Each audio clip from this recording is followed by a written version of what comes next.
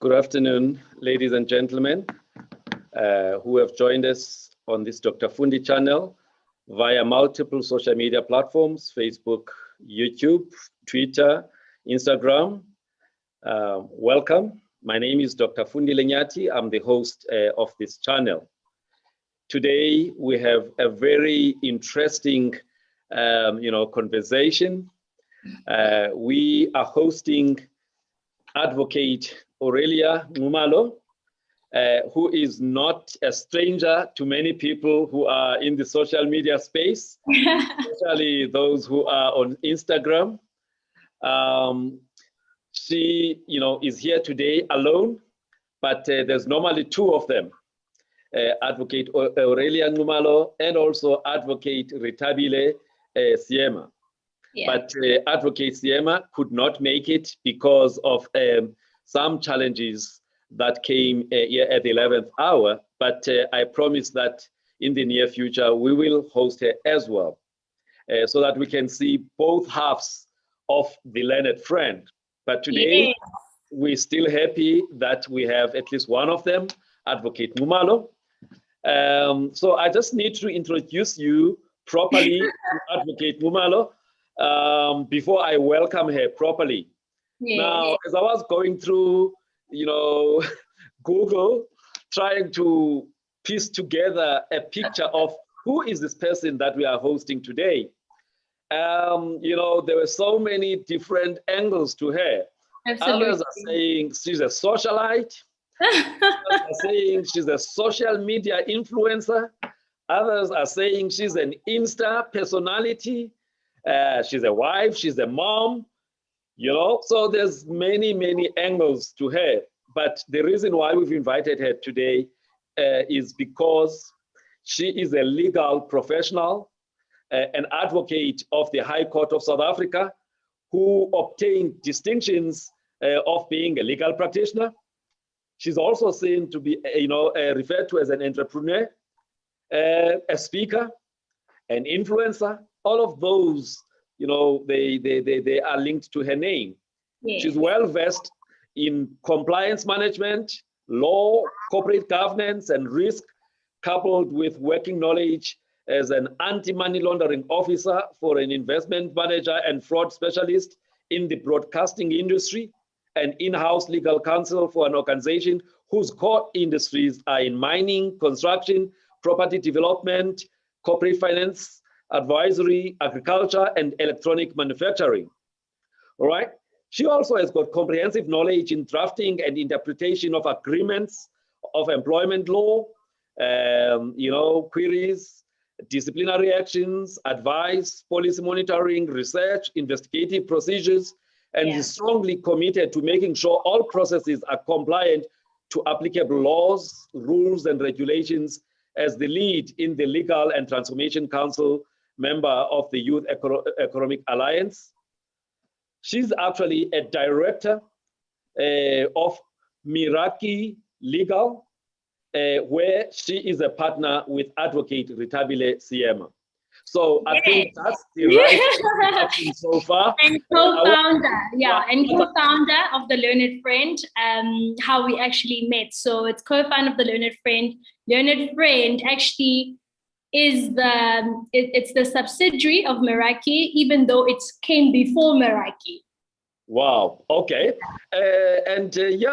So she actually has got a Bachelor of Laws, LLB degree, a certificate in information technology and law, a compliance management certificate, a postgraduate diploma in contract drafting and interpretation. And her ambition is to obtain masters in law in information technology and communication. So she's not done in terms of making sure that, So I'm currently doing my LLM right now with WITS and cyber laws, my module this semester. And it has been very, very interesting. And that's why my love for cyber and where technology is going and where technology can take us and how we can actually use it as a tool to advance ourselves as Africans. And we are with technology, as you would know, technology is 20 years ahead of law. Law is always behind. And laws are changing because of technology. So very, very passionate place for me, the cyberspace. All right. Now, before we get to the professional side of you, a little bit about, the person behind the title. All right. A little bit about where were you born? I'm not going to ask when, because that's rude to ask. Oh no, I've got no shame. I'm so proud of my age. I'm 32 years old. I was born in Newcastle, Osizweni, Eplaboshe, at Matatweni Hospital. In 28th of October at 10 o'clock at night, 1988, to Ugatsile Nxumalo and Mkajwa Nxumalo. I am the firstborn. I'm the first.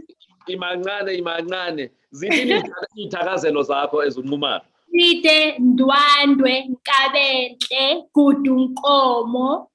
Yeah. Yes, and then one of my names actually Nonkokelo. I can't say the full. That's a lot. I need drums and everything for that. Okay. And funny enough, one of my names, my third name Nonkokelo is taken from Istagazel. Okay. Oh, yeah, lovely. So like my dad's name is also from the Istagazelo. My name Nonkokelo is part of Istagazel. So I think they did it because I was the firstborn and he was the firstborn as well. All right. So you are the firstborn. How many are you? How many siblings do you have? Firstborn of 4. So it's myself that's 32. It's my brother and my sister that are 30. They are twins. And then I've got a baby brother that's 10. Wow. All right. So as the firstborn, you're more like a deputy parent. Deputy parent. But you know what's really interesting about me, Dr. Fundi, is that I am born a firstborn, but raised as a lastborn because I went to live with my grandparents at the age of 6 in Durban. Yeah. And I was the lastborn to them. So I'm a very confused individual. So, there's different characteristics that people have according to where they fall, in the hierarchy in a family. Firstborns have got a distinct personality, and the lastborns now. For you, being a firstborn in your nuclear family, but a lastborn in your extended family. So which features do you actually, exhibit most? I think I have the best of both.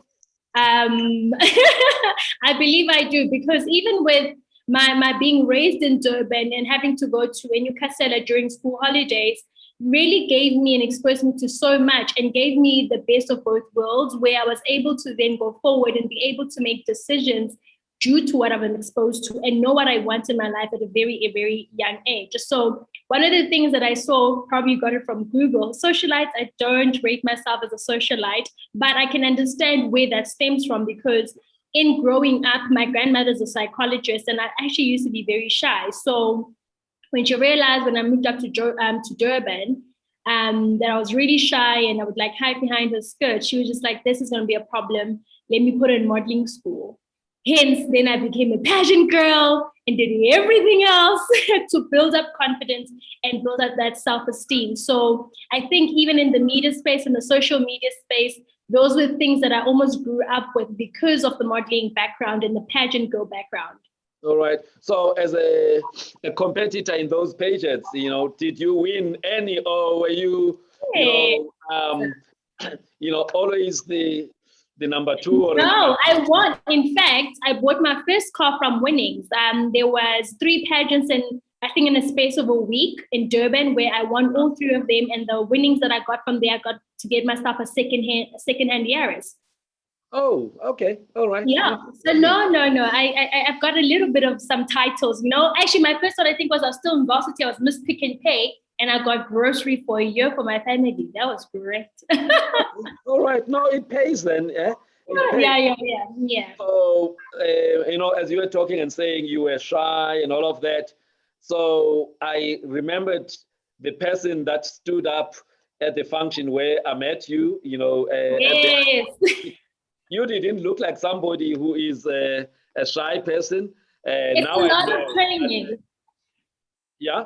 I have to say it's the training, it's the constant. I think funny enough, when we started Learn at Friend, we even said that we want to actually go to a coaching now as speakers, you know, to qualified people, because now you're speaking in a different realm as well. You're speaking in business, you're speaking at webinars and seminars and all of that stuff. And there's a certain way that you can speak where you carry a crowd and you don't lose them throughout what you are teaching, because law, as you can imagine, can be very detailed and very boring. So we have to make it exciting. That's why we came there in orange. Our color is orange. You can't miss us. So you have to. I was going to ask you about that, because both of you guys were wearing orange, you know? And I was like, okay, did they actually share a memo that today we must wear orange, or what's happening? So what's the big idea about orange? Orange is our color. Orange is our company color. Orange is the psychology of who we are. We are innovative, we are young, we are vibrant, we carry vitality. And that's what we want to show. And the gray element is to show the traditionalness and the backing of law, because law is quite gray, black and white. Right? You guys, I mean, orange is a very bright color. Yeah. Okay. Now we associate the legal profession with black and some white, you know, shirts or stuff like that. So I'm sure you are shocking the system, you know, because you know, your colleagues don't do bright colors. No, they don't, and it's that thing that we were purposeful in using that color. Positive disruptors. We want to disrupt the game. We want to be out there. We want to be loud, and we want to be loud in our coming in before we even spoke. So we want to be bold, and you must see us and you must hear us when we speak. You see, now there's two things that you're actually disrupting there. You know, well, maybe more than two. The conservatism of your profession, number one. Number two is generally a profession where patriarchy is still a big issue, all right? But also, again, color is still an issue, you know? Yes, there's many, you know, black people who are making it in that space, but there's still a lot of complaints from some of your colleagues about opportunities, you know? That opportunities get to be given to people of a different color. The briefs, you call them briefs, the briefs, they go to people of a lighter color with less melanin on their skin. The privilege, yes. Understand the privilege you are speaking of. And so some of you then, you get to be, you know, junior counsels to those people, but never really get the briefs. So it seems then that you guys are trying to shock all of those things in the system. Absolutely. And I think one of the things that we've really driven ourselves on is that even with our company that we have, it's not a practice, it's a legal services, which is an alternative legal services provider, which is the rise of what's happening now during the COVID pandemic, where people are looking at alternative sources of law, alternative services, as opposed to your traditional law practices, because again, that comes with a lot of red tape itself. So you then get into an organization, or you get into an industry where everything is rule-based, right? And if you're not following the rules, then you don't comply, right? So I think disruption is coming from that. And even with us saying that, having been exposed to the various opportunities in terms of what law can do for you and how you can, I mean, there's a million several ways to skin a cat. And we found those and we stuck by those by marrying also the other things about us. So outside of just a law, there's the influencer side of me, there's the business side of me. I've got the professionista as well, which is about women empowerment in the corporate space, you know? So it's all of those things and bringing business and law and digital into one space where it's palatable for the next person.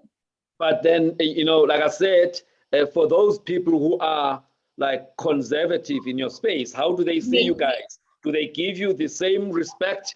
You know, because sometimes people think just because you are in social media, then maybe you are less of that professional. You know, you're supposed to be conservative. You're supposed to not market yourself.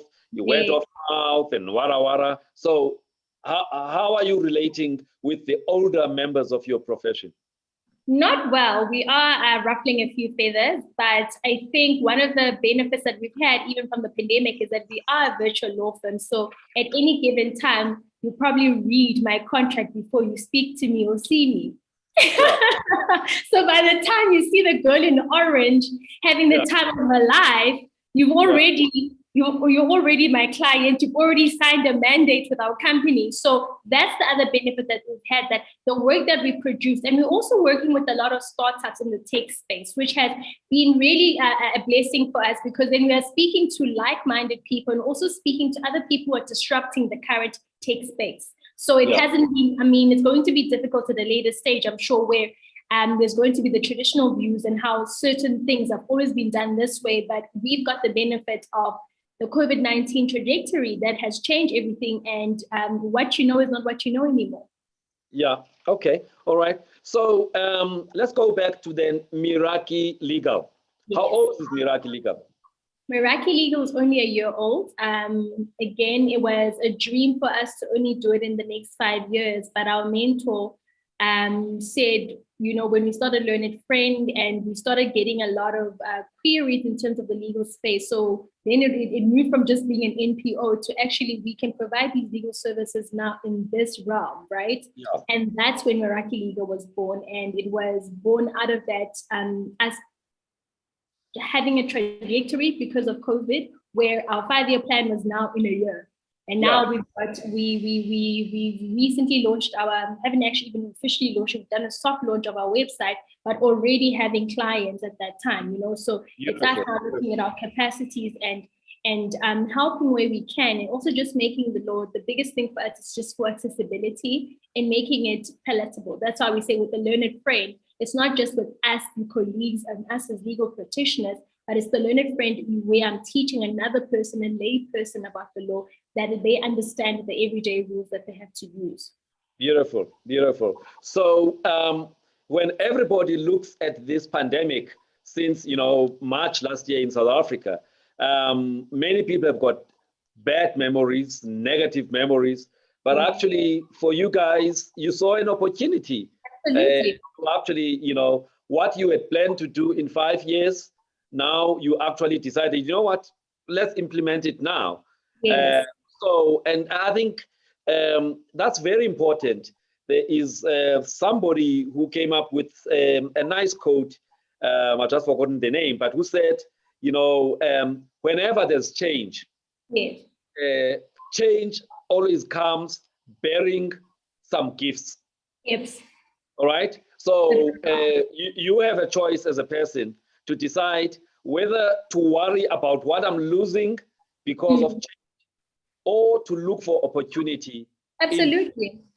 So you guys seemingly, saw opportunity in change, and that actually in less than a year has changed your trajectory in terms of your plans. It has completely flipped. Sometimes, and I think we speak about this a lot, we say that it's like we are on a plane building it, but already in the air. But the pilot also doesn't know how to fly properly. So he's learning how to fly in the air while we're also building the plane in the air, and still also making sure that everything else is do you get what I'm saying? So we ourselves are growing, but it's also such fertile ground for us to grow in those challenges. And we saw an opportunity, and people also saw an opportunity in us, and we just ran with it. All right. So you mentioned earlier that your mentor, was it a mentor or a coach? I'm not sure. Used you guys to go for it rather than wait for 4 years. Now, how long have you had that mentor? So I've had this mentor since the beginning of my legal career. She's actually interviewed me for my articles in Johannesburg at Bowman. She was at Bowman at that time. She's a partner at another firm now, Foskey and Matini. I met her at my interview at Bowman. And she's been my big sister for the longest time. But my other mentor is a mentor in a business. So I've got a lot of people, because again, multifacetedness. There's the one who's about business, has got nothing to do with the law. Then there's my mentor who's a partner who's a partner in a law practice where I've chosen the option of legal services because I'm marrying business and law. Yeah. Okay. Yes. All right. So, and So it's that's not, about 10 years. yeah. So, but, I think the point there for me is when you are getting into any profession, or even when you are already in the profession, but you've got big dreams, it's always a good idea to find somebody to mentor you, somebody you can bounce ideas with, sometimes even a coach, somebody who can then, if you experience certain challenges, especially in the space of business, then you are Absolutely. able to sit down with this person. Maybe every 3 months, you guys, you have that kind of coaching situation or even mentoring, because it helps you to grow faster than Yeah. normally it would take for you. Absolutely. I mean, to say that from that, when I think I'd done with law school, then I went to the broadcasting industry where I was working in the legal department, and then my next position where I was head of legal before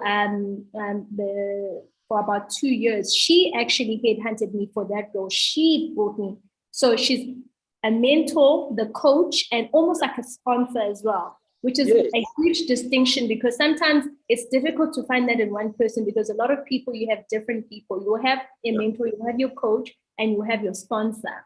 Yeah. Right. Now, let's get to the other half of, the learned friend, or the other half of Miracle Legal. Now, she's not here, Retabile Siema, but you can tell us a little bit about her. How long have you guys known each other, number one? And what is it? What is the glue between you that made you believe that this is the person I can go to battle with? And yeah, it's been a year now that you guys have been running your practice. And how has things gone? Because sometimes, we're good friends, we've got a good idea, we share the ideas, and then we start the business together. But once the money start flowing, and then you find that egos, they come up, and this one seems to be much more prominent than the other, and then all of those things, they start to chew on the relationship and stuff. So I'm asking you then, how long have you known each other? What made you decide that we are very good, we complement each other in this way, we are clear of our differences, we give each other space this way, and I can manage her moods, she can manage my moods. I feel like you've already been with that in a room for longer than a day. Geez. Because as you can imagine, especially with women, there is that narrative that we can't both be, running it and doing it properly without butting heads at any point. We definitely butt heads. By virtue of our profession, to argue is our favorite thing to do, So with her, I've known her since 2014. Okay. I would say. We met at book club. And so I was seeing her once a month at book club. And I remember even from the first time I saw her, I went and I've got a journal. I went to my journal. I even took a picture of it when Learned Friends started. And I said, I'm going to work with Retabile Siema at some point in my life, whether it is an app of sorts or but an education platform of sorts. At that point, I had no clue what life was going to be like or where it was taking both of us.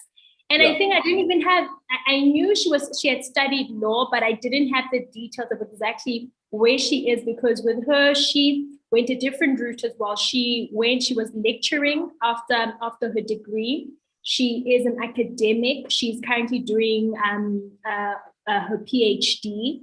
And so that's also quite a strong background, which is a strong business and coming from practice as well. Whereas my core is from being in an in-house role. So I'm a member of the Corporate Counsel Association of South Africa because of that in-counsel role, and that has always been my goal. And she was in practice, so left practice, and then I left corporate for us to come together. Yeah.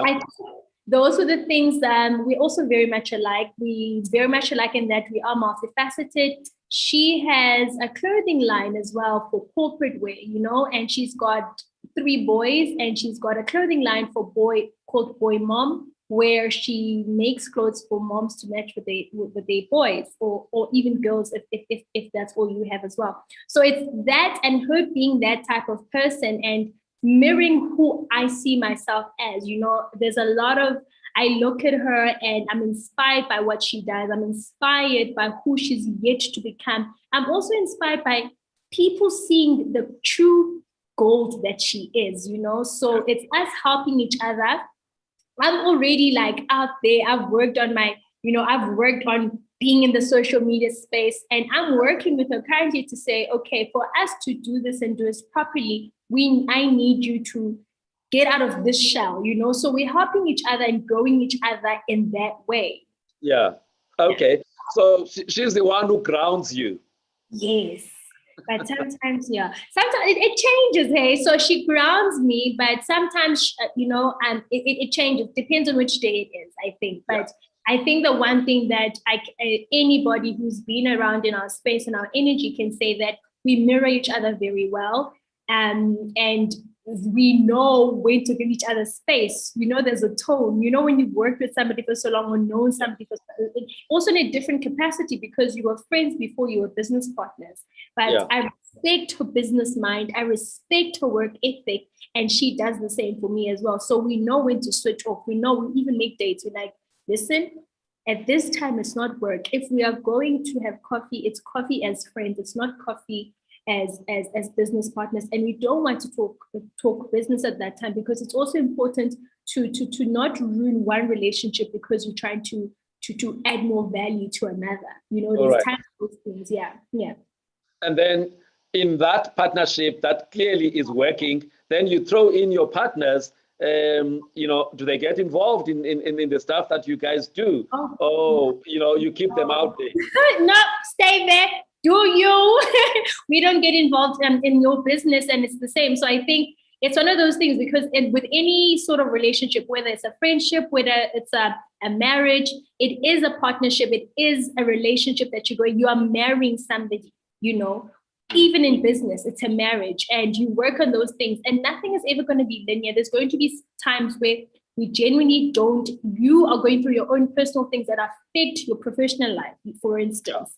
And then somebody has to hold the ship, keep the ship afloat while, we give each other that space. And I think that for us, it has been the greatest blessing. And just also being quite like-minded and understanding that we both are the type of people, as much as we are very social, we also do respect, family time and hours, and just being by yourself as well. So I think that's why we get along very well in that So space. is it possible to be out there like you are on Instagram and still be private? Yeah, no, definitely. Like now, no one knows my kids. Yeah. You won't see one pregnant picture of me, because it's something I intentionally chose to be private about. Not saying I wasn't living my life, I wasn't now a prisoner. No, I did everything that I wanted to do, but I intentionally in the digital space, that was my intentional. Not my private life is not in the digital space, because I don't want to be defined by that in any way. And with anything and what we've seen with people, even in businesses, especially in the social or the media space, is that the minute you're professional, if something goes wrong in your professional space, your personal space now also comes to the fore. If something goes wrong in your personal space, now you're professional. Now also comes to the fore. So you there's certain things that you need to keep private, and I really, really do believe in that. And again, speaking to what we do and the type of law that we do as well, I'm of the belief that if I'm teaching my children consent, then they haven't consented to being on social media. So until they can consent by themselves and say, I want to be on social media, then they can do that from themselves. So for me, it's from that thinking as well. I'm not speaking as my child on social media. Right. No, but that's good, because it's getting to the reason why we are here in this discussion. Yes. Right. The issue of responsible use of digital platforms. And Absolutely. that's one of the big things that you guys are doing. How should people use the digital space responsibly? Sometimes it's not what you do, but it's also what you omit to do. Yes, no, definitely. So I want us to talk about that. But let's then get to the learned friend. All right, the learned friend. Just take us quickly on when that idea came, whose idea it was between the two of you, and what was the purpose of the learned friend, and how was it received by the people who are consuming the information. So the learner friend, again, I think it came at a time where we got it was a level 5 lockdown. Yeah. And just from pure frustration of regulations and permits that were being given to people without a real explanation, where we found people are now getting into trouble for things that could have been avoided.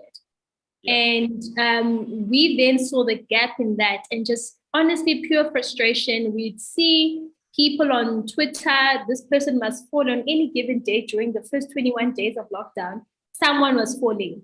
And when you go read it, the story, it was something that could have been prevented, that could have actually never even ended up in social media for you to even be in that space, So that's how the idea, it moved from us laughing at memes and laughing at people, and laughing at cease and desist letters that didn't look like they were legal letters, and then saying, wait a minute, why don't we do what we want to educate?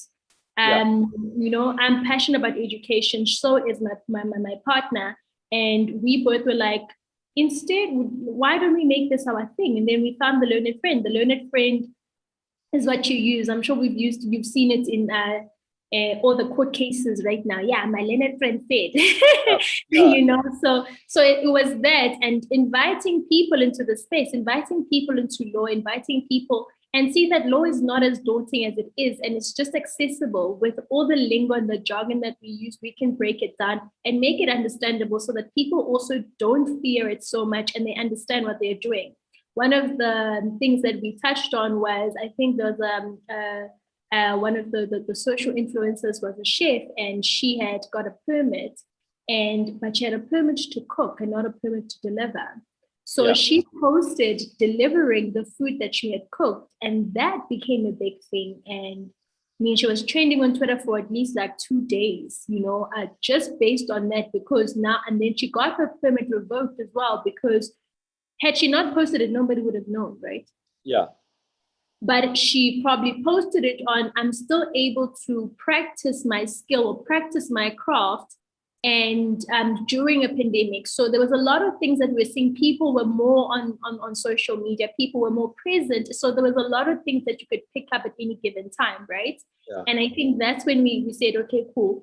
Let's do Learned Friend, and let's take the topical discussion and topical issues that we see on social media, and put the legal background to it, or put the legal consequences or implications to those issues. Yeah. And how was it received? Very well received. We actually, when we started opening up, I think it was the finalists from South Africa, we did our first workshop with the South Africa finalists, where we spoke, or one of our workshops that we offer is a responsible digital citizen workshop. We also offer the corporate bullying workshop, as well as bullying in schools, especially with the cyberbullying bill, which has now just come into law as an act. Yeah. All right. So clearly, you guys, the opportunity that you saw was actually an unmet, space. That is, there was definitely a need for what you guys were doing, to an extent that you decided, we could actually monetize this thing as well. Absolutely. Right. And it's one of those things where I've been with the pageants. The last one that I did was Miss Earth South Africa in 2012. And one of the things that we did, did a lot of projects with schools where we're doing permaculture gardens and all of that. And it brings so much joy when you go to our schools in the rural areas in Naselokshini, and they see somebody that looks like them and that looks as young as them. They want to listen to that more, because sometimes when you're hearing the information from an elderly person, you're so far from Please, some of us are in that group that you are calling elderly. No, but it's okay. I don't know. You're far from it, Taibo. And you're far from it. So it really does. And I think one of the things when I was still at, because I started my law degree at UKZN, and we did street law. So they would go into the varsity, into the high schools and teach about rape. And even those experiences have actually aided me to where I am now, where to say people actually don't know what consent is. People don't know when they are raping people.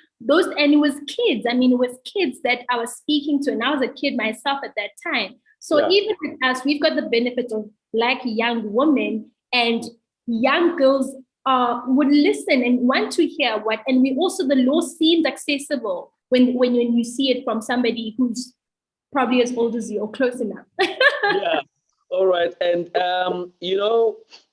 when I met you guys, I asked you a question, and I said, there is a lady who has been doing a lot of work in this space. Emma Satya. Most of these private schools, my daughter is in one of these private schools,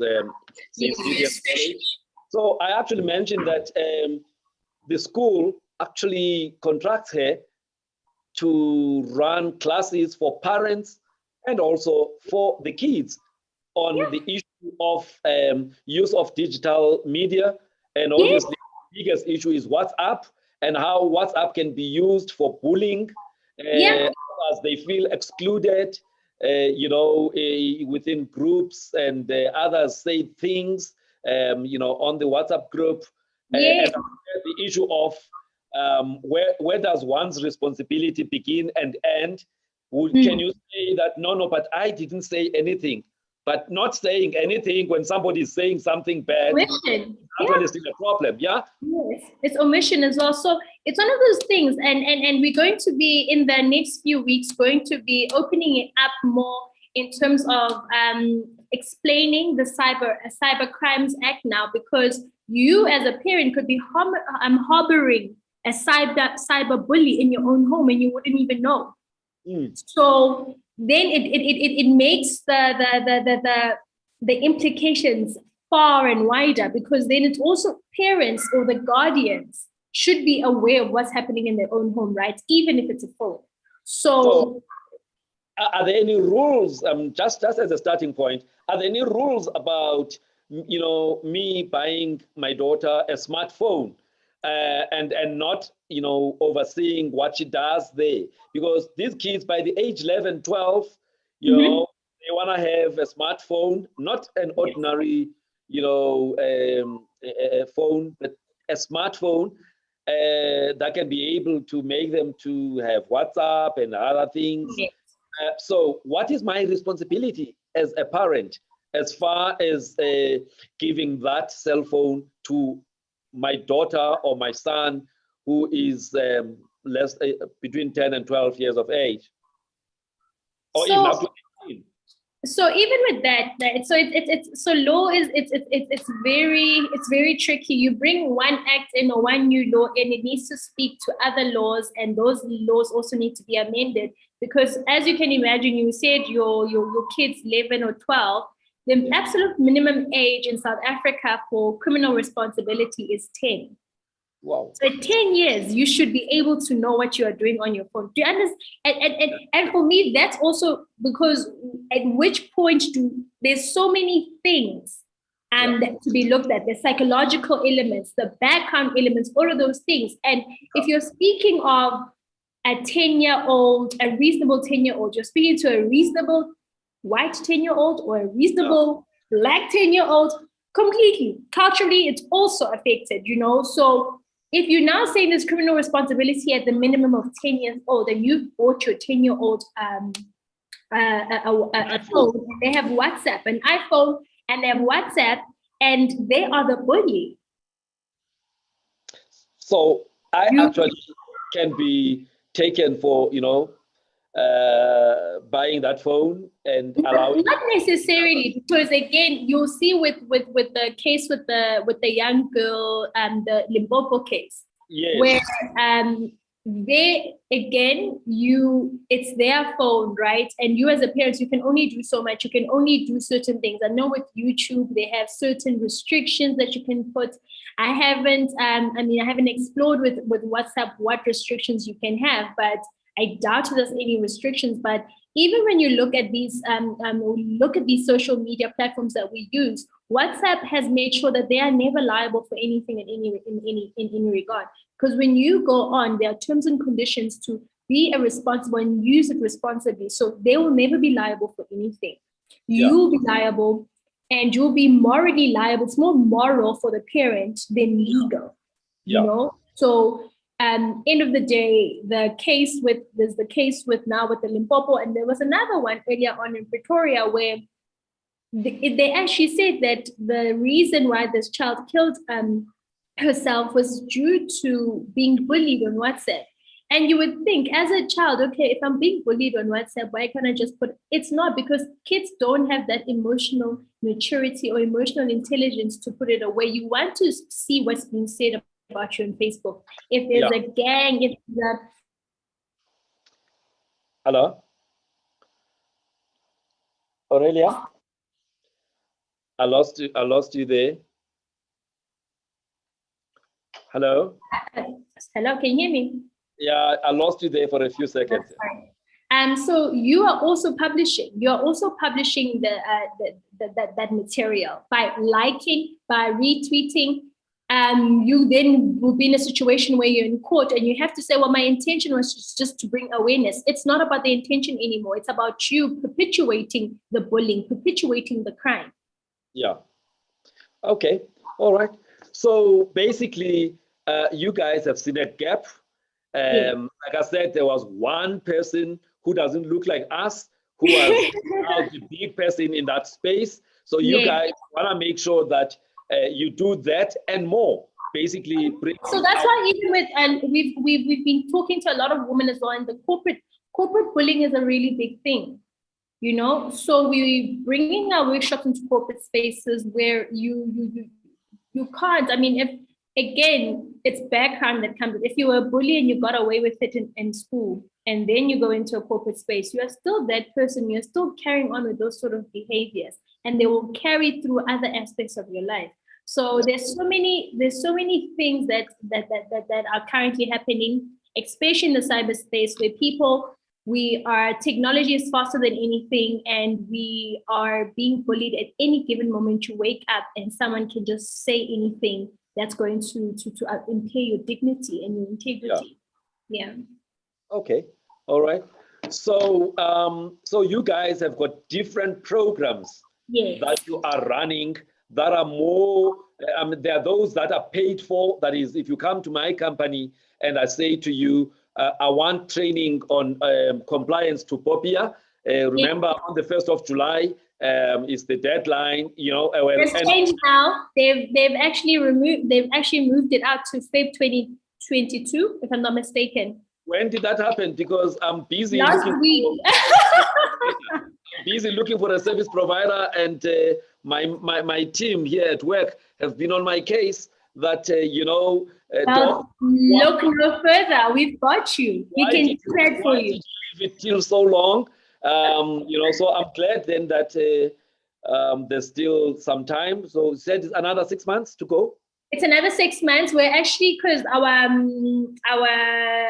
content for Meraki Legal for June was based on POPIA and breaking it down, and that offering, and what companies and organizations, even individuals, because they are also impacted by it.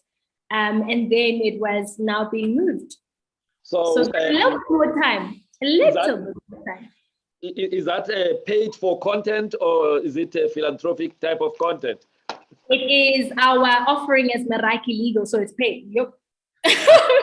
Those are services that you can pay for.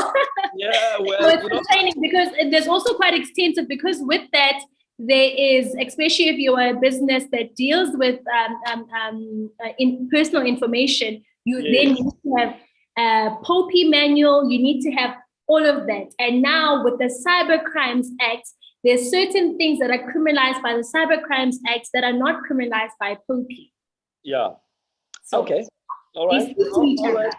Okay. So no, that's fine. We'll talk about this. I thought that maybe under this other entity called Heshima, maybe that's where you are doing some of. No, Heshima is sanitary pads. Oh, okay. All right. All right. Okay. We'll talk about that. So, but can you just tell us at a high level?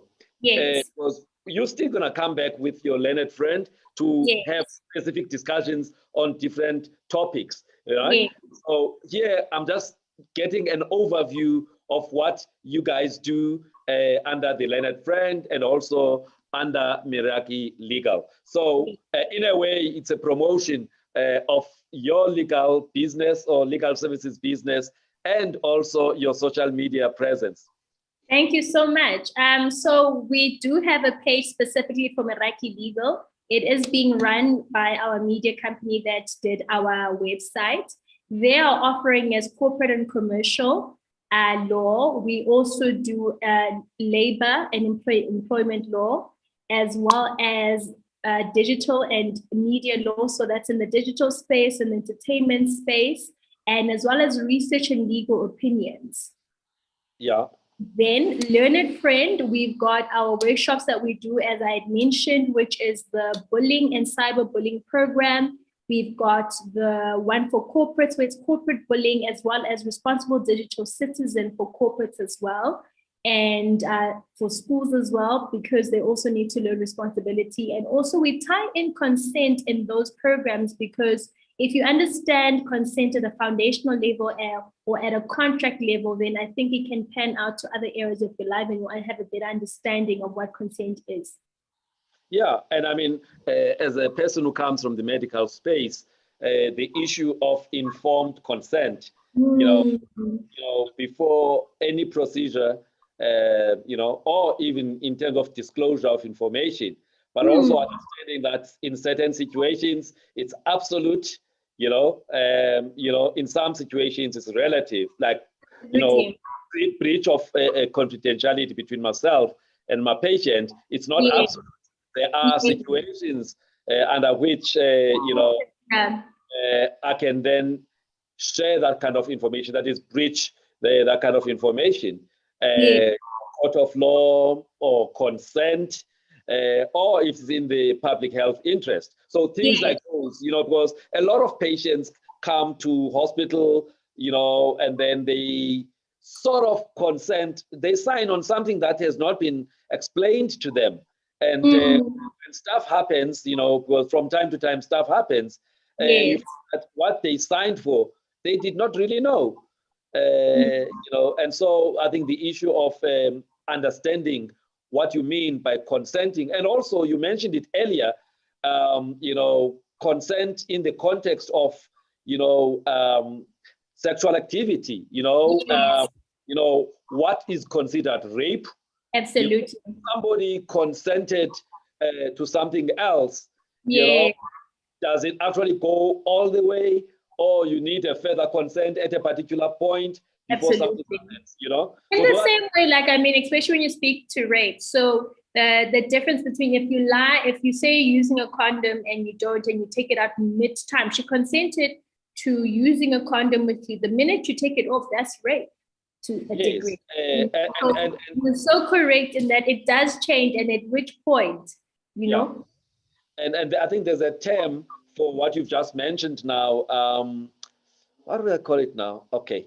But there's a term for when a guy decides to remove that protection and Oh, there's a term. Okay, I'll look it up afterwards. There's a term, but okay, I've forgotten the term, but it's fine. So you guys run those programs either under Meraki Legal or under the Learned Friend. So the workshops are under Learned Friend. So those are workshops, and Learned Friend is our NPO. So those are the workshops that we do. So the biggest drive for us is to really get out to our schools in the rural and in the Lokshin areas, because more so because of the bullying that's happening. The bullying is a big issue, and we're also hoping to look at the certain policies in those schools and look at the programs that they have in the event that there is bullying. So it's something as simple as that. As you mentioned earlier, in the Model C in the suburban schools, those things are all there, documented and are written somewhere. Whether they use them or not is another story.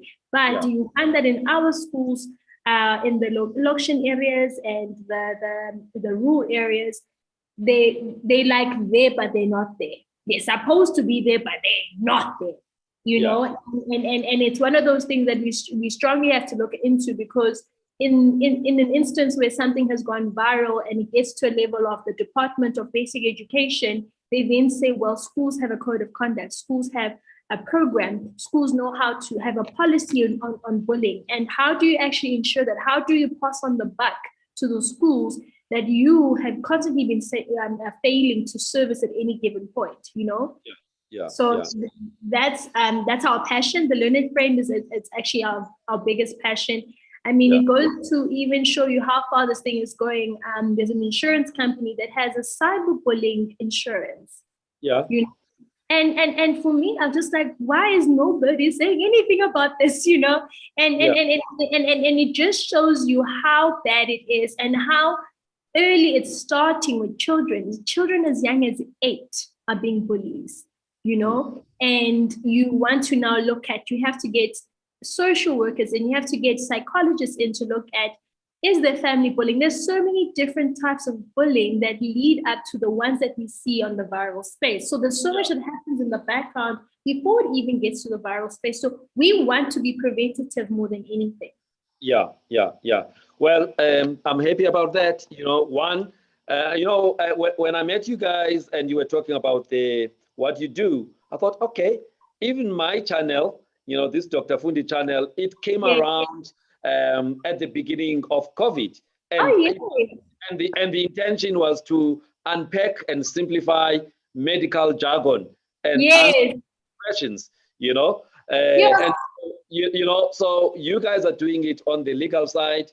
I'm doing it on the medical side, because that's really what I'm doing. Can you bring someone who's going to do the banking and the financing? I was highly frustrated at the beginning of COVID. I think we spoke about it briefly, where you would find that there's insurances that you've paid for, but because you didn't read them in detail until you're in hot water, now you want to, hey, please give me that policy that I signed.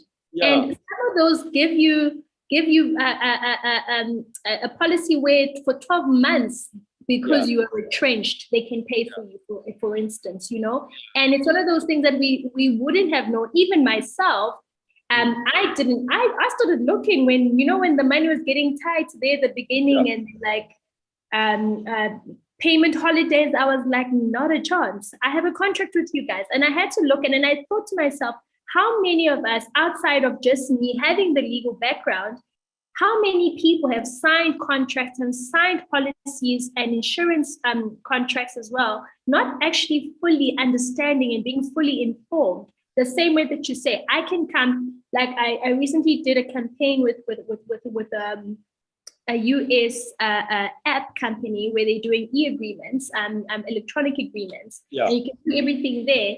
And one of the things that comes up, and it's coming up at a lot, and we're having to update our contracts even with our clients to say we need a social media clause and a social media policy. We then also need a COVID waiver policy, and you know, all of those things where even going to an event or a function or even a restaurant, the waiver agreements are something that's supposed to happen right now for COVID. Because if I walk into a restaurant and I contract COVID and I don't have that sort of protection or liability, you know,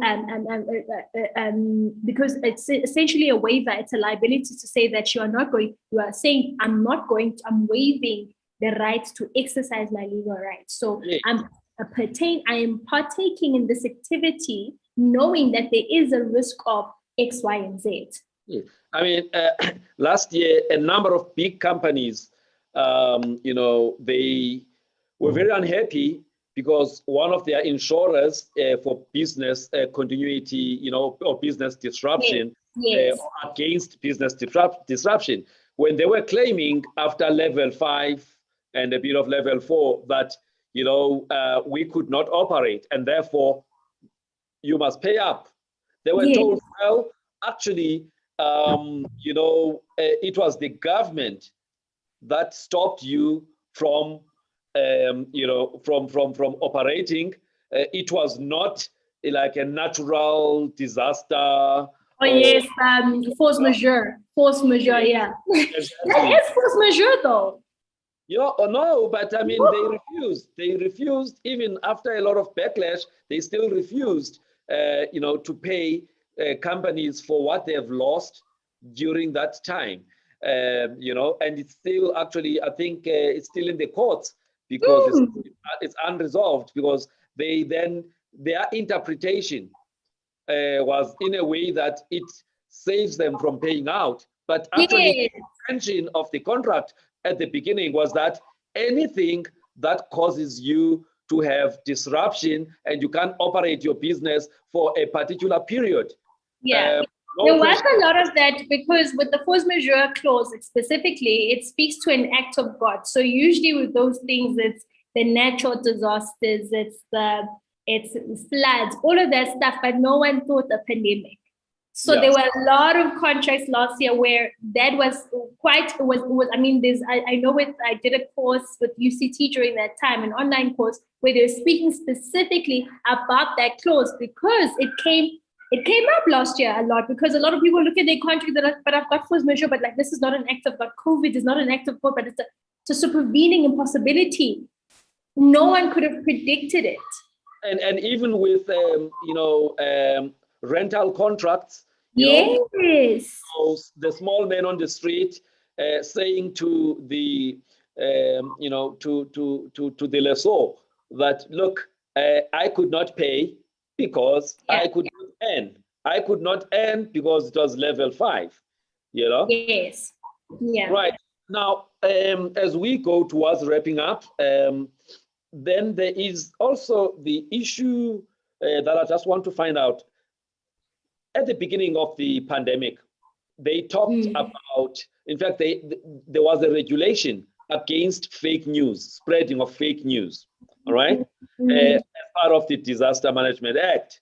However, it does not seem like that has been implemented, or people are aware of it, so that they can be able, in my social media, activities, I come across a lot of fake stuff.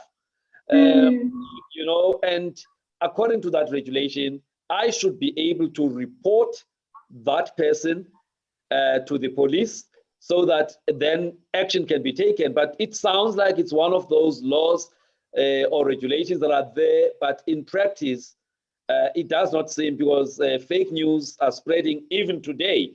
As we're talking about the Delta, variant, there's a lot of fake news. So my question then to you guys, especially because you are in the digital space, is there anything that you are working on to increase awareness about, spreading fake news, even if you're forwarding stuff, and people understanding the implications of forwarding stuff that is actually misinformation or disinformation?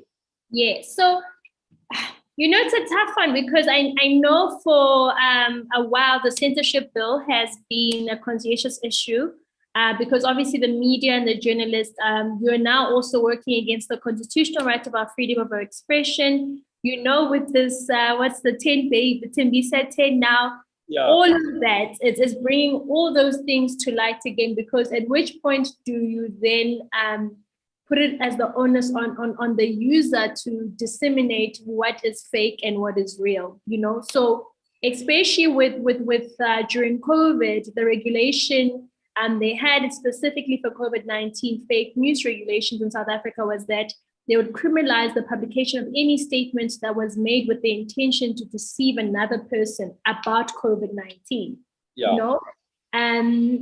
Again, good on paper. Application of it, I'm yet to see. I'm yet to see how that works, but we have these laws in place. We have so many, even with just with the COVID regulations, there's so much that when you go read outside of what is said in our family meeting, there's so many things that when once gazetted that actually give a more detailed understanding. But again, it's that, and we're also unfortunately a generation that doesn't read beyond 140 characters.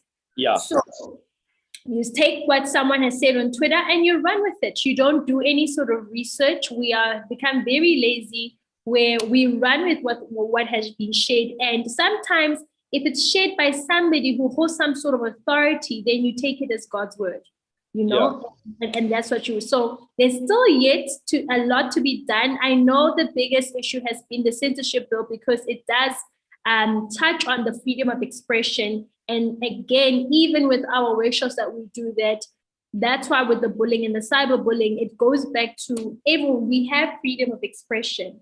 But it cannot, we've got the limitations clause as well, what then says, yes, you've got freedom of expression, but it should not impair another person's dignity, or it should not affect another person's rights. So even with the censorship bill, it would be more for the media houses and for the the journalists, more than just your ordinary social media user. Okay, all right. Yeah. So, so you are doing all of this work together with your partner, Advocate Retabile Siema. Now, what I want to find out, you know, and just give us, you know, just whet our appetites about being a responsible digital citizen. I don't want you to go like to town. Just what does it mean? You know, in simple language, just the key things, not the detail. Because the detail is what you say when you come again. And absolutely, and that's when you're going to bring us some clients who are going to pay us to come to their corporates and do these trainings. So being a responsible digital citizen is essentially just having online social skills to take part in the community life in an ethical and a respectful way. In the same way, if you're walking down the street, you wouldn't slap someone. You don't know this person's a stranger. So why don't you have those sort of manners on your social media space as well? So there again, you are still a citizen, even if you use pseudonyms. I mean, I've done forensic investigation as well, some part of my career. So we know it's possible to find out the source of anything, even if you come with fake profiles and all of those things. But it's just to deal with other citizens, even in the digital space, have manners, you know, even in the digital space. So that's being responsible. So being responsible goes then to also sharing things that you yourself, it's basically you just being a gossip monger then, because you're sharing stuff that you yourself don't know about. You are passing on gossip, essentially, that you haven't verified yourself. And that's also not being a responsible citizen. It is retweeting without or impairing another person's freedom of expression. So, and also just retweeting things with the intention of making the issue bigger than it is, when you can actually address it and be responsible digital. So one of the things that we say, the onus is on you because it's not on the law. The onus is on you. The responsibility is on you as a user who goes onto Twitter and uses those things. Like think of actually my biggest my assignment was Donald Trump versus Twitter. And I had to then critically discuss the laws in terms of US in comparison with South Africa. So with them, they've got the First Amendment, which again also speaks to the freedom of it, but ours are actually much stronger because we've got the limitations clause as well. So even that, you now look at Twitter is a private organization. They've protected themselves in a way that even if certain things, if things goes against their rules, their ethics and their morals, they have the right to shut you down. They have the right to close your account and any other accounts that you open with that intention as well. So those are one of the things that you sign up as a user to these platforms, therefore the onus is on you. So by you are consenting to WhatsApp, you are consenting, even if you don't have social media, by virtue of having a smartphone, you're a digital citizen. Having an email, you are a digital citizen. How many things have we seen where people accidentally send emails and you send an email that you shouldn't have sent? That in itself speaks to the cyber. And one of the biggest things is that the internet never forgets. So something that happened 10 years ago is going to be there 10 years later. Yeah. Okay, now I think you've given, a nice overview so that when we have that session next time, then at least people know what to expect. So we even there, so we go into, because if you think about it with newspapers and magazines, they were the publishers. Now every single person is a publisher. You saying hello every single morning on Twitter, you are a publisher, you've published something. You've published something. So you're retweeting, you're liking something, you're screenshotting and sending that to someone on WhatsApp from Twitter, you've published something. So we speak to that. Yeah. So we are all publishers, basically. We are all publishers. When you post your tea in the morning, you've published. All right. No, that's good. That's good. Now, just the last one. What's up? When you are in a group. Yeah. You are in a group and one of you says something very bad about another person or shares something, but I'm Dr. Nyati, I just see it's tasteless, I don't want to get involved. Yes. But I don't do anything about it, can I be in trouble? So usually it's the group admin. So if you are the I don't raise anything to group admin about something I am uncomfortable about, but I still keep quiet. So you don't even need to raise it. You are in the group. So if you are group admin and somebody says something that's untoward, right? And you say nothing and nobody else says anything, by virtue of being the group admin, if that person opens a case against you about what has been said on that group, you as the admin can be held criminally liable. Yeah. That is if I'm group admin. If I am one of the group members, but not necessarily admin, I'm not so sure where it goes there, but what I do know, especially with we see it with revenge porn, which has now also been criminalized, is if you then, without saying it, you pass on that conversation. Let's say it was an unsavory picture. It was a picture of a naked woman, whether her face is there's different elements. If her face is longer or the fine is more, it's longer time sentence. And if there's a tattoo or birthmark, there's so many things that go into. If you then pass that on, you are now a publisher. You've now published that. Yeah. And then that's when defamation comes in, and then revenge porn and all of those things. So if it stays on the group and you say nothing yet, we haven't come across anything of that nature yet, because most of the liability, the criminal liability, is with the group admin, because they held to a higher standard, in the same way how you as Dr. Fundi will be held to a higher standard than anybody else in your industry. Yeah. All right. So there's somebody who has just commented on one of the social media pages. I'm just going to ask our support lady, Nwabisa, to just read that comment or question. But if there are any other ones, because we are now going to wrap up, if there's anyone who wants to comment or ask a question from the learned friend or the half of the learned friend, please feel free, on YouTube. And it's funny enough, you mentioned that, and Facebook is taken by WhatsApp. So there's a case that we came across now during our studies where so a wife tagged her husband on Facebook. Yeah. But I think he hadn't then gone to Facebook for a couple of months. But in court, it was said, and this was in South Africa, it was said that his failure to untag himself held him liable as much as the person who posted the material. Wow.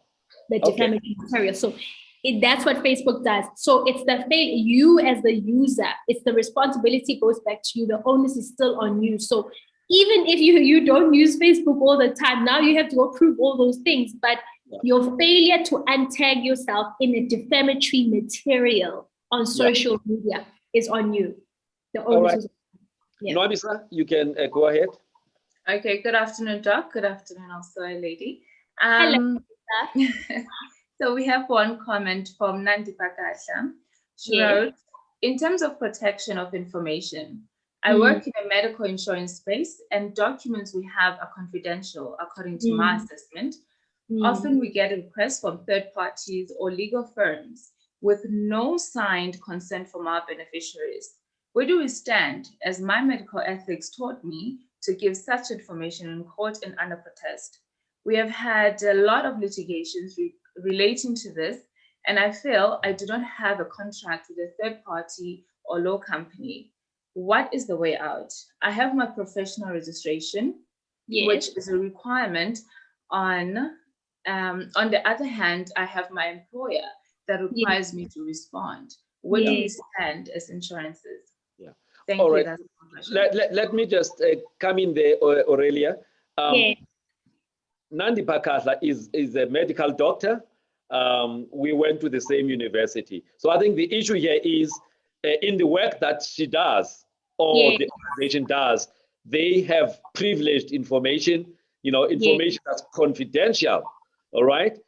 But then this person maybe applies for pension benefit or something, that requires proof, and that proof can only be it can only come from maybe the treating doctor like her or the organization that she's working from. So she's almost like asking,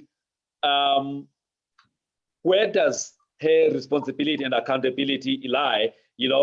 As a doctor, she's not supposed to pass on information to a third party, all right? Unless it's through a court of law. But in most instances, insurers will ask for this information without any court instruction, but they will say they have got the consent from the person. So that they must provide that consent, because that's how then she protects herself. So if they're saying they've got the consent from, there must be written consent that they can show you guys before you give them that information. Because with the POPI Act, it doesn't stop you from processing the information, or nor does it require you to get the consent from the data subjects, right? Yeah. To process their personal information, but it's on you as an organization, and it's on you as an individual or medical practitioner to do that and protect yourself in that way. That's how I can best answer that, because if they say, if it's just word of mouth, they're saying they have it, why can't they show you the consent? Let's say they show it, but it really was not informed consent, as you know what informed consent. So in that case, because so this is the third party, you're not speaking to the subject, right? They're saying that the subject has given the consent. You've asked for the proof of that consent. Whether they give you fake consent or what, it's no longer, it's not part of your chain. It's not part of, you've asked, you've done your due diligence and asked for the consent. And you've provided that evidential material. Whether it's you are taking it on that it comes from the subject and this has already been done, because you're not now going to do two jobs of two people, because that's what their job is to do. And if they have lied about that, it's actually not, it doesn't fall on you, the liability doesn't fall on you. But you've protected yourself by requiring, that's the thing with even, you'll see with banks and even insurance companies, where they assume, courts assume that if you've got a signature on any contract, the assumption is that you've read it. Whether you read it and were informed and took it in and knew exactly what you were signing yourself into is neither here nor there. By the minute you put your signature or even your initial there, you are saying, I am informed of this and I'm aware of what this says and what I'm signing myself into. And so if Dr. Kasla then gets that evidence after asking for it, and she's got that on record, then she can be able to pass on that information without worrying that there will be some repercussions later to her. She's protected, yes. So she's protected herself on her end, where she's got this. In the event that there is a case, she can produce. I asked for the evidence that this comes from the consent from the subject, and this was what was provided to me, and I then provided the information on the basis of that. Okay, all right. I trust then that that answer does help my learned friend. She is. It's very, you know, we spoke very briefly about it when we met in terms of the medical space. And I've also been reading because I do believe there's going to be a lot of cases that are going to come once things start settling down in terms of the pandemic, where there's going to be a lot of medical liability and medical negligence cases that we're going to see. Yeah, and it's actually already a big problem, you know, with the tightening of screws on the road accident side of things, where some big firms were making a lot of money from personal injury claims and stuff like that. Now, with RAF perpetually bankrupt, and with the act being changed, with the, you know, I think they call it the RAPS, which is going to put a ceiling in terms of how much is paid, and they will cut out some of the involvement by the lawyers. So the attempt has now moved to medical negligence, which used to be a problem in South Africa. But now those law firms are actually focusing on this area, medical negligence. And as a result, a number of provinces have got now a huge contingent liabilities that run into billions of people, either they were touted by these firms, you know, which is not supposed to be done, you know, so that they can actually, and some of them, they allegedly work with some syndicates who will steal files, you know, in the hospital, so that the department cannot prove its case if it gets to court. So it's going to be it's a big space, and at this moment, you know, every year departments are spending a bigger portion of their allocation, which is supposed to go to service delivery. So it's an area that maybe you guys can look at as well, you know, and see how you can make money. Also, you know, assist those who don't have the voice, you know.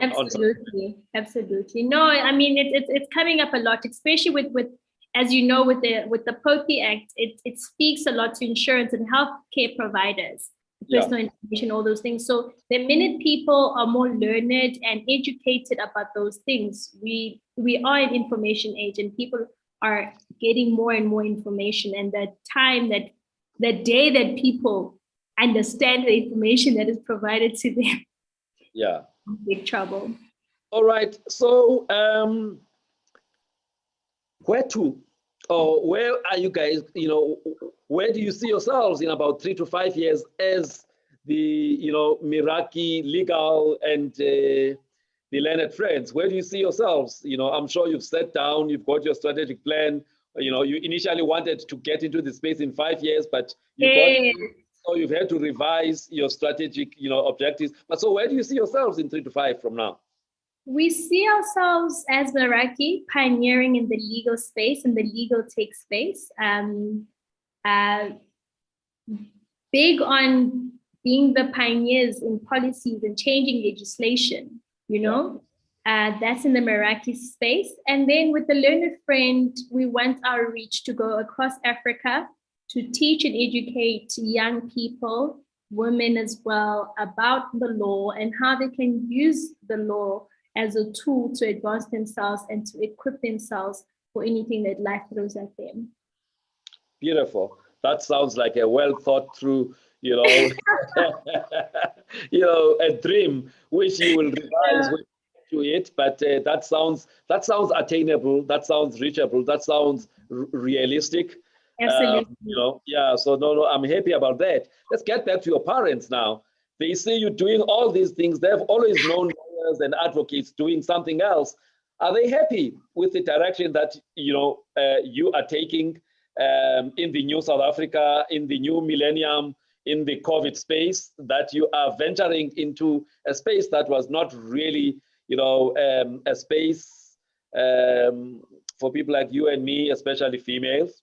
Absolutely. So I think, like to say, so being raised by my grandparents, it's even worse because, I mean, I've had to explain, and also they were business people. So before COVID, my plan was always being a corporate. That's what the Professionista was about, where it's a 9 to 5. now head of legal. I was going to be chief risk of legal of a big organization, a blue chip company. You know, that was the dream. And then COVID came through and I was like, well, dream a new dream. And now I'm an entrepreneur, having been raised by entrepreneurs. So my form of exposure was from the business aspect of things, where I wanted to be in organization. I want to sit on boards because that's the background and that's what I know and that's what I was exposed to. So I'm having to convince my granddad every single month that I'm still okay. I am doing the entrepreneurship thing, you know, and I'm still growing in it. And I still say I'm actually an aspiring entrepreneur. I don't want, I mean, you get that thing where you like, have you actually achieved what you want? Are you an entrepreneur? And I still am an aspiring entrepreneur. I'm still trying it out. I'm still learning. I'm still learning. Entrepreneurship, you evolve, you know? Yes, You evolve. yeah. You can't say I am there now. Because the dream is always, you know, it's incremental, you know. Absolutely, absolutely. You know, and that's what I love that, yeah, because it's also that thing that I've spoken about in seminars where TDJ speaks about AQ being one of the most important things. And this was before, COVID even spoke about it, was having an adaptability quotient. How well can you adapt to changes? And in such a rapid changing world, you need to have a high AQ. You need to be able to adapt and flourish and thrive, you know? And so the pandemic has made you to actually adapt and fly together with your so that job has been done. Me coming on a live with you, my granddad was like, what? You're talking to him? I was like, yeah, you know? Nice. Talk to me nice. I know what I'm doing, you know? So I think with parents, they'll always worry. They'll always not know, especially because it's a completely different environment that they operate from. Even with personal relationship, even with all of those things, it's a completely different environment of social media where they don't even want any part of it, you know? So you're constantly having to understand, no, having to explain it. No, this is how this works. When I say I'm at home but I'm popping in because I'm doing a campaign, really? Which company? Then I mentioned the company, like, campaign. I'm like, yes. Yeah. When you're talking business, I'm like, yes. They're like, how? Yeah, you know, but it's exciting. I'm loving it. And I love proving them wrong. All right. So last now is any message for fellow females who are you know, either working within corporates or are venturing into entrepreneurship as yourself, a message for them, and also just, you know, message to young people in general. And young people here, I'm not using the definition of young from the ANC Youth League, you know, about 35 and below. All right. So females and message to young people, you know, it's 45 years since 1976 uprisings. The landscape has changed a lot. There's a new set of of issues and challenges for young people. You know, 74% unemployment rate in that space. So what message do you have for fellow females and for fellow young people? Because you said you're 32, so you still have 3 years, you know, to so I'm keeper. How can I apply for the ANC youth one? Can I pick it up? It goes to no, then you know, I've still got some 10 years. No, I think the best thing for me is to be authentic, to be bold. I recently was listening to a seminar where we are the ones we have been waiting for. Yes. And I don't believe we are now in a position where we can learn from the past because of how far we've been and our struggle is now different. Yeah. And if we marinate on the struggle all the time, then you end up not doing anything about it because we become complacent. We become people that just want to talk about what is happening and what their frustrations are and not do anything about it. Yes, we are all going through different things. Mental health is one of the biggest things that have now also risen due to the pandemic. with South Africa, it's also added in terms of the lack of employment for our youth, the lack of anything, and just accessibility of even just primary services and functions that we don't have, that we constantly have to fight against. And for women, more than anything, I pray and I hope it happens in our lifetime where we are not defined by our struggle and our resilience. Yes. But we are defined by our work. We're defined by who we are and what we can achieve and what we have made possible, and not so much that we are powerful because you overcame this and overcame that. Yes, we already overcome this. It's now time to rise and thrive, because those before us have already overcame challenges for us to do better and pass the baton, you know, and give and have a different struggle in 5 years, have a different struggle for women, have a different struggle for the youth, you know. It is an entrepreneurship economy now. Yeah. So where there's no employment, it's now time, it's the rise of side hustles. Nothing influencing is a side hustle. This thing of looking at titles and disregarding other people because of a certain title, because you have put a certain narrative against an influencer and influences that, or negative label.